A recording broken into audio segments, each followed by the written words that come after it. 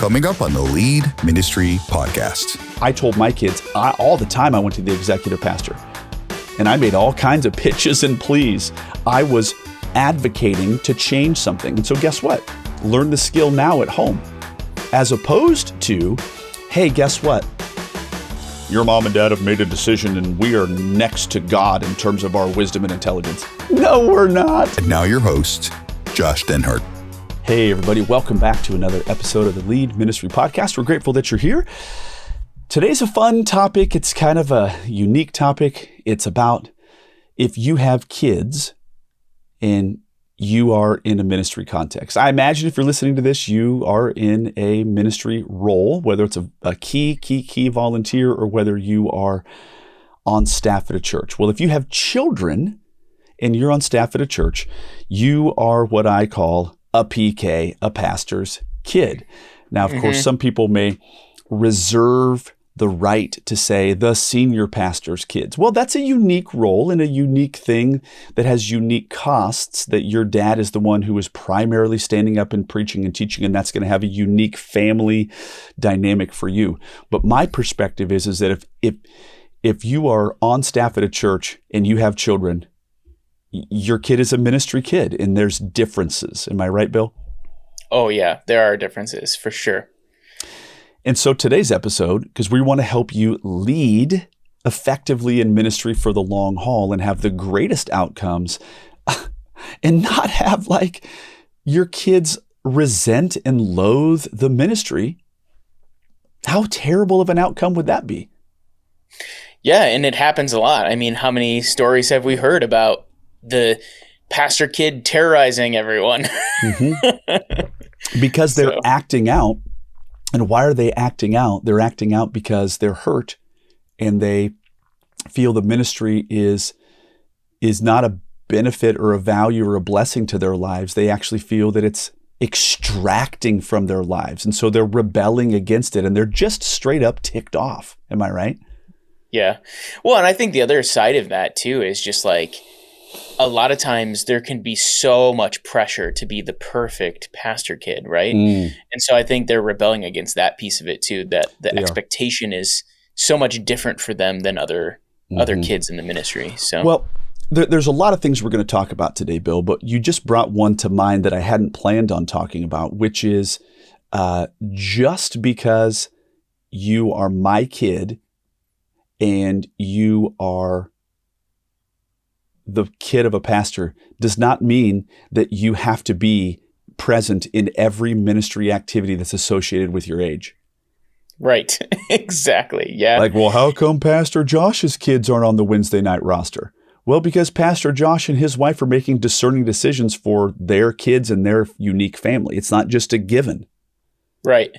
Yeah, we've dealt with that actually as a family. In particular, we have an Awana program at our church. Awesome program. I love it. My kids went when they were younger, but as they got just a little bit older, even though they could still go, I said, no, I mean, we have to protect our family time as well.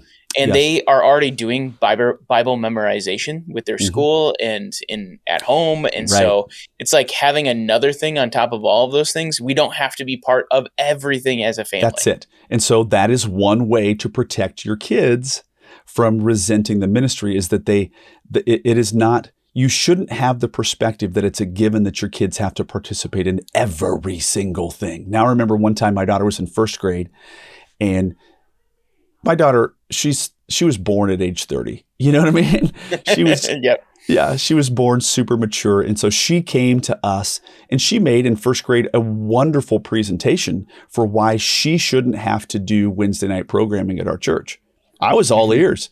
Like, this wasn't all of a sudden like, oh, just listen to her little childlike. No, first of all, it wasn't childlike. It was an extremely well laid out logical approach and I mean, she is my daughter, mind you. And so she made this pitch. And I was totally open. I'm like, okay, no problem at all. And then I said, and then a week went by and we called it making an appeal. Our kids could make appeals and override any decision, seek to override any decision that we made. I mean, that gives them autonomy. It gives them some semblance of control. And guess what, Bill? Last I looked, that's a pretty adult-like skill to go to your authority figure and make a pitch or a case for why we all should rethink the decision that they've made. I told my kids all the time I went to the executive pastor and I made all kinds of pitches and pleas. I was advocating to change something. And so guess what? Learn the skill now at home, as opposed to, hey, guess what? Your mom and dad have made a decision and we are next to God in terms of our wisdom and intelligence. No, we're not. No. Yeah, I like that. We are super flawed humans who make split-second decisions sometimes. And just because dad made a decision doesn't mean it's necessarily right. There's a level of humility with this, Bill. And so we gave our kids an opportunity to make an appeal, right? Or to change the course of their future with their logic and their wisdom. And we changed our minds quite a few times. One of those times was Wednesday night, whether she was going to participate in first grade. Now, then new information came in. And there was she was such a good kid at school that the administration asked if she and the teacher of her first grade classroom, there was a young girl who came from Korea that spoke zero English. Like straight whatever. And her younger sister spoke zero English, and they asked my daughter Hannah to be like a cultural broker for this little girl, and like, That's cool. Hey, go wait for her when her parents drop her off, and then you're gonna be her helper. And so, of course, the girl learned English really fast. But then the mom of this girl was like, "Hey, could we come to your church? We really think that Hannah's a really good person. Could we?" And they were not church people at all. They came from a non-religious background. "Could we come to your church on Wednesdays?" And I was like, "Of course." And so we said, "Well, Hannah, Min Ji from Korea wants to come to church." And so then we positioned it to Hannah. We're like, and she's like, "Okay, so what if I go with her, but I don't participate in any of the Bible memory stuff?" And I were like, no. So she was trying to not, you see what I'm saying? Yes, absolutely. Yeah, we're like, yeah, good call. Good. Thanks, Hannah. No, but really in a sense, now that this new information came in, don't you think that it would be good for you to be with her in it all together? And she made her own conclusion. Yes, I think I should. Yeah, that's awesome training. I love that. I mean, now we're touching on like parenting, but I think that is the right frame to think about it that way, instead of like, I think a lot of parents think about their kids as just like protect them until that's like my number one goal is protect them until I kick them out of my house eventually someday. Yeah. But your idea is saying like, no, actually train them for who they should be in the future, give them autonomy, help them think through these things. And so you treated her in this situation more like an adult, which actually is training her to become an adult, which is exactly genius. Yeah. Yes. But also it is also it's a safeguard against me thinking that my decisions are next to divine. Right. Absolutely. And I've seen, go ahead. Well, and I think that autonomy that you're giving her and letting her question the decision, but also giving her an opportunity to, when new information comes, to make a new decision. Like what you're doing there is that level of autonomy in her decision-making, in that helps, like, I guess, stop her from being embittered, feeling like she's being controlled all the way through as a ministry kid. Yes. Bingo. And so there have been dads, and I'm telling you, man, I'm not trying to step on anybody's toes, but listen, I have autonomy to roll my kids my own way. Right. Okay. I watch dads who were under a mental model, Bill, who thought that their kids had to see their parent as the ultimate decision, wisdom. You cannot challenge us. Wow. That's baking in resentment. Right. And that's not how God treats us either, no, right? We plead to him. We pray to him and ask him to change his mind. Right. Absolutely. Yeah. And he gives us free will, right? Like he gives us the ability to make decisions to navigate through this life. Okay. So now I'm hijacking our own podcast here. But if I can, Bill, I want to go down this road of my kids having an opportunity to change our minds. Is that fair? Yeah, absolutely. But because part of this is not raising kids that resent us whether we're in ministry or not. Yes, absolutely. Okay, so my daughter, this was still first grade, and dude, she's 7 years old. I want you to give some props to my daughter on this. So they had a school play, and I had heard all kinds of nightmares from all kinds of different families about how intense, like the school play was at this particular school. Like different schools have like, hey, their science fair is a really big deal. Right. Well, our school, the school play was like, whoa, this is like penultimate. The ultimate is getting good grades, but really the big deal at this school was the school play, whatever. And the amount of practice and the amount of labor that it took and the amount of intensity.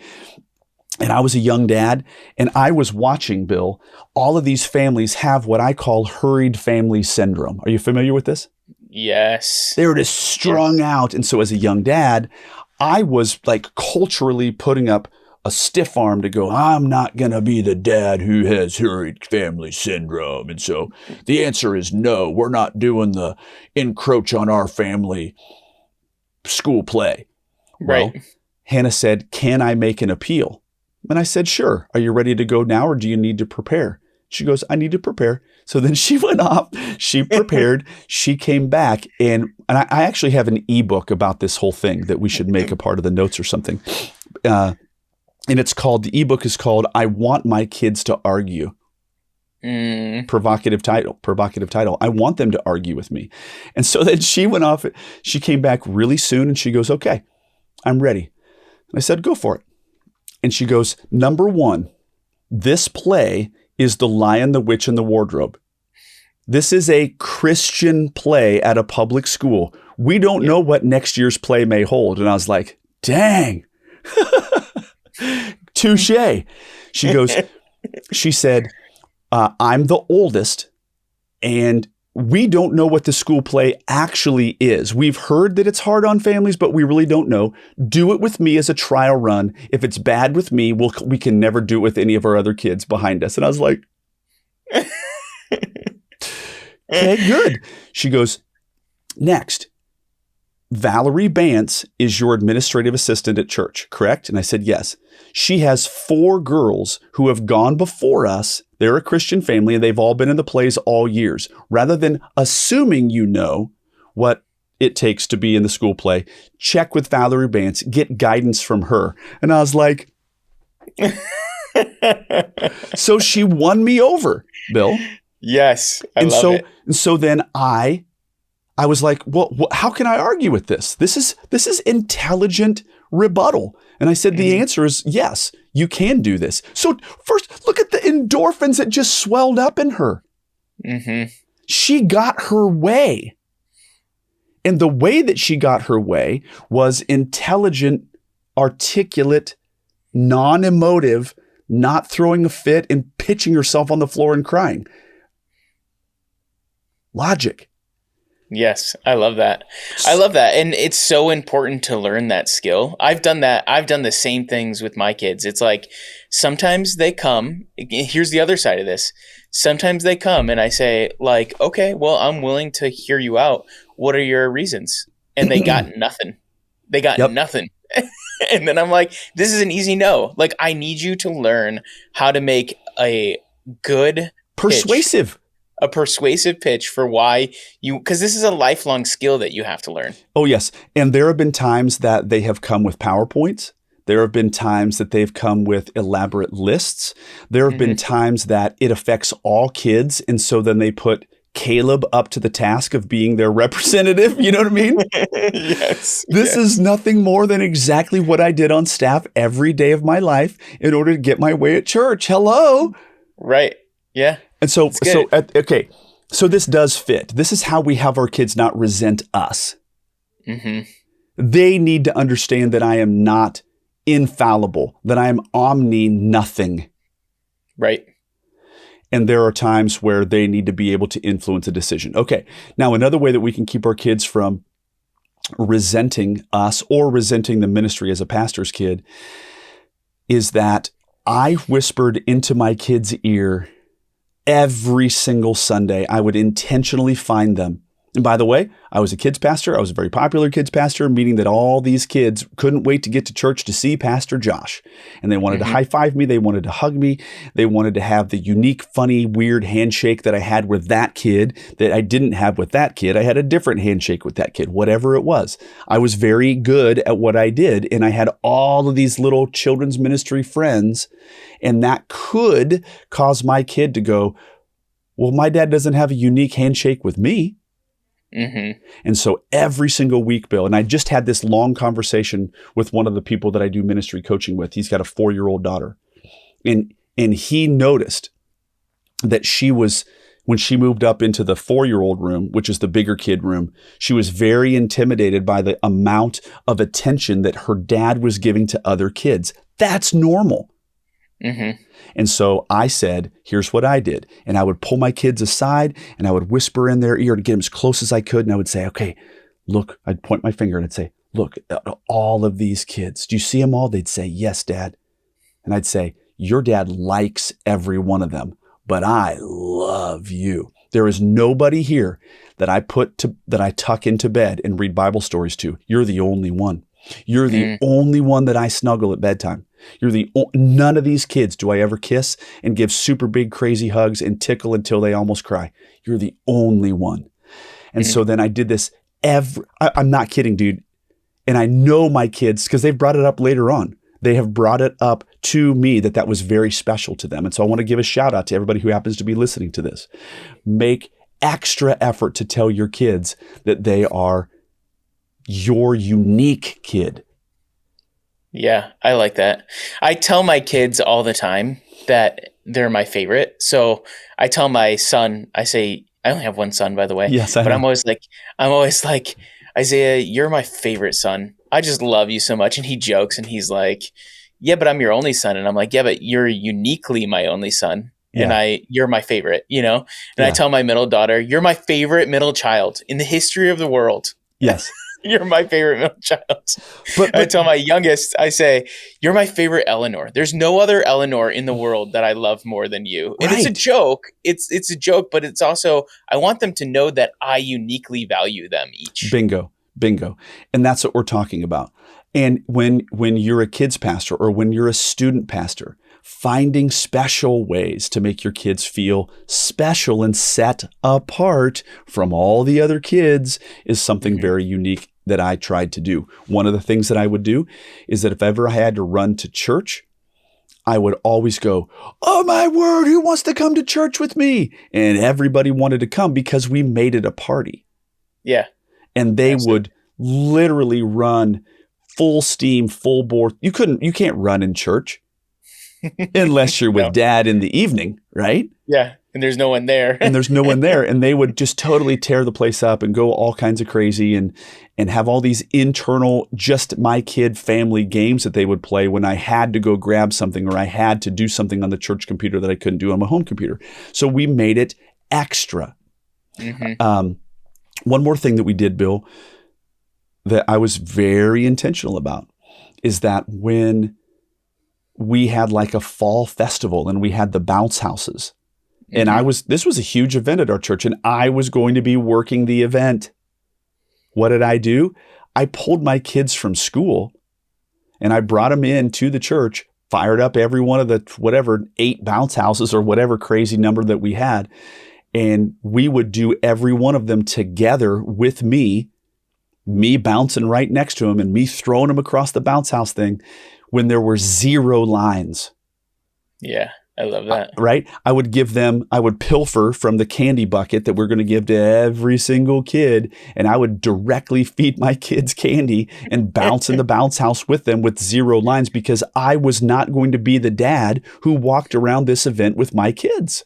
Right. Absolutely. Yeah, I love that. So you made it special for them. Yes, and I found ways to make it like a benefit that your dad worked at the church. You see? Yeah. And I think it's important to do all of those things and also point out to your kids the benefits of being a pastor kid, like this is what we get because we are a part of staff and our family's in this together. And so here's what you get because of that, you know? That's precisely what I'm talking about, because the converse is, you know, it's an attitude thing. You brought this up on a previous podcast when we were talking about how you, right during the holiday season, how you make sure leading up to the 7 Christmas Eve services, how do you make this not an infringement upon your family? Well, it's an attitude thing. And so to be like, here's the blessings that you get because your dad is on staff. Okay, I'm going to absolutely highlight those, but I'm also not going to try to cover up the idea that sometimes this stuff costs our family. I'm going to make that a known, count the cost reality, and we're going to have a discussion about that. And this is a sacrifice. Make sense? Right. Yeah, absolutely. And I think the other piece that I would say is there are a lot of times where my family has to sacrifice my time in order for me to do ministry. And that's fine. That's part of the job. Like we talk about waiting in line at the job fair and ministry. This is counting the cost for that. Right. But I also would tell my kids sometimes, hey, I want you to know, like I would point out when I was sacrificing, quote unquote, sacrificing some ministry endeavor in order to be with them. So there's been times where I've said, hey, I'll tell people, yeah, you need to meet during the evening. I understand that. I have to leave this meeting at this time exactly, no matter if it's over or not, because I'm getting to my son's basketball game. And then I would go to my son's basketball game and I would say at the end of the game, hey, I'm so happy that I got to watch you play. It was amazing. And I want to let you know that I left this meeting and it was still going because you're that important to me. So I would tell my kids, I still tell my kids, when I'm sacrificing something that I feel obligated to do in order to like prioritize them above the ministry. That's exactly right. And what we aren't doing is that we aren't saying, well, your stupid basketball game, I had to quit doing ministry. No. I'm letting them know you are so valuable to me, but you're intentionally pointing that out. Now, I do want to do a quick shout out for a brand new podcast that exists. It's a friend of mine. Her name is Yancey Richmond. She's been a pastor's kid for many, many, many years. And she just came out with a brand new podcast called Stained Glass Kids. And it's essentially a full every episode podcast with interviews about pastors' kids and about PKs. And there's nothing that is ever, in terms of a podcast, I don't know that anybody has dedicated a topic to PKs that I know of. I know that she's just started this off. So this is kind of a PK message. And so if you're like, wow, this really resonates with me, I want to do a good job as a ministry leader who has kids in the ministry, check out Yancey Richmond's podcast, Stained Glass Kids. It is important.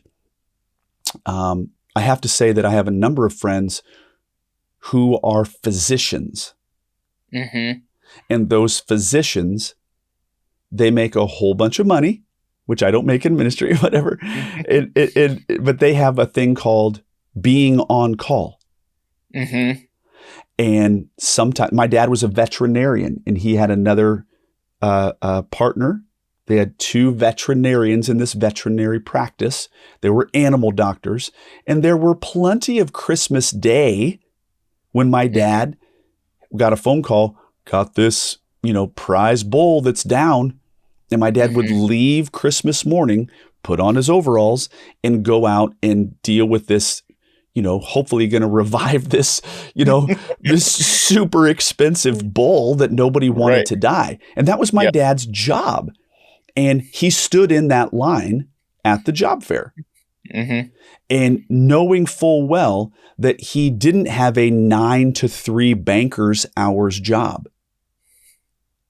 He didn't have that. There were benefits to being a veterinarian. And one of those benefits was me waking up in the middle of the night as he wrestled me and shook me and said, hey, you want to go see a horse be born? Yes, I do. I think that would be awesome. And so there was a lot of benefits to having a dad who was a veterinarian. And part of the cost was you never know, he might be in call this Christmas. Yeah. So, hey, guess what, ministry leader? You're not the only one who has unique things about your job.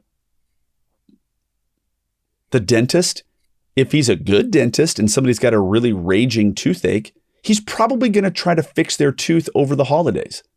Mm-hmm. You don't know that because unless he's your best friend, he's not confiding in you. If we're out to dinner with some good friends and he's on call, that's just the cost. Right. Absolutely. But we don't necessarily have a wide enough view. We're very myopic and we just think about, oh, woe is me and here's how this job affects my family. Every job's got their thing, brother and sister. And so you just have to understand that yours has yours, and an intelligent dad is going to alert your kids that other dads have other jobs that have other costs. Mm-hmm. Absolutely. Yeah. And I think you need to, as a ministry family, have those conversations, right? So when that, because inevitably bitterness and resentment can rise to the top, especially when there's been lots for the physician's kid. Yeah, for the physician's kid, but for ministry families too. That's it. That's my point. Yeah, and I think the important thing is no matter what profession that you're in, if there's a sacrifice, then you should be talking about it and be talking about the benefits and the sacrifice. Absolutely. And I also always want to alert my kids, and I want to alert anybody who's in a ministry context who's experiencing hardship. I say, oh, wait. Now, I read in a very reliable source that you are going to eat your bread by the sweat of your brow, and thorns and thistles are going to work against you. Oh, you're experiencing hardship in your job. You are experiencing a good case of the normals. Yeah. Amen. The curse is the curse. And you're a doctor. You're dealing with sick people because of the fall of man. You're a banker. And people are you have to work with people, and people are problematic and people are jerks. You're experiencing a good case of the normals. You're a part of the fall too. Yeah. You're in ministry, and just like a physician, people are spiritually sick and wounded, and you're dealing with like sometimes kind of grotesque stuff that takes you away from your family because that person had an affair and they've invited you to come to their home to work this through at 9:30 at night. Been there. Mm-hmm. And you're like, well, this kind of sucks. Yeah. Yep. You're a part of the fall too. So you're going to, the sweat of the brow and the thorns and thistles, it's hard. Mm-hmm. So last I looked, you're experiencing a good case of the normals. Hey kids, your dad's calling is hard. No different than that dad's calling is hard and this dad's calling is hard. Let's normalize the idea and not have you have some Pollyanna view that and then all of a sudden try to like downplay the idea that hard things happen and that hard things happen in ministry. Yeah. Good word. Well, gang, this is good. We want you to have positives with your kids. Anything, Bill, that we didn't get to cover that you have done an over and above exceptional job with your kids in terms of how to help normalize being a PK? Yeah, for me, I really like to, as much as I can, I loved your example of bringing your kids with you to church and letting them run around. That's something that I've tried to incorporate is bring your family along with you as you do ministry and let them see the fruit of the ministry you're doing as well. Right. Because that's the other piece is like, yeah, you get the benefit of, you get to do the bounce house early, you get to run around, you get to do all these things as a PK, but also let them see that like, this is a kingdom endeavor for our family. Yes. And there is fruit. Like God uses us in unique ways and they can be part of that unique thing. The sacrifices they're making are contributing to kingdom work. Yes, we did it. I'm so glad that you brought that up because it's not just about making sure that they have fun at the bounce house thing, whatever. It's also understanding that there is treasure in heaven and other people's lives are better spiritually because of what our family is endeavoring to do. Yes. Amen. Like I got a buddy and he can drive around town and point out that family has a house because I built that house. That family has a house because I built that from the ground. That's special. Well, I have a special thing too. That family's marriage has been saved because there was an evening that I was away from you guys and we labored hard, or that family has now grown closer to God, or that family, their kid came to see their need for a savior. And this is a part of our family's house building. And those are special things as well. Mm-hmm. Well, this is good, Amen. gang. Super, super grateful that you guys are here. Hey, listen, we want to make sure that you, as you're leading in ministry, that we're doing our part to help you, give you inspiration and more, that you can lead ministry well. All right, gang, we will catch you guys on the next one. And that's a wrap for today's episode of Lead Ministry Podcast. Don't forget to subscribe and leave us a review. Make sure to follow us on Facebook and Instagram, and visit leadvolunteers.com for more episodes and resources. Thanks for listening.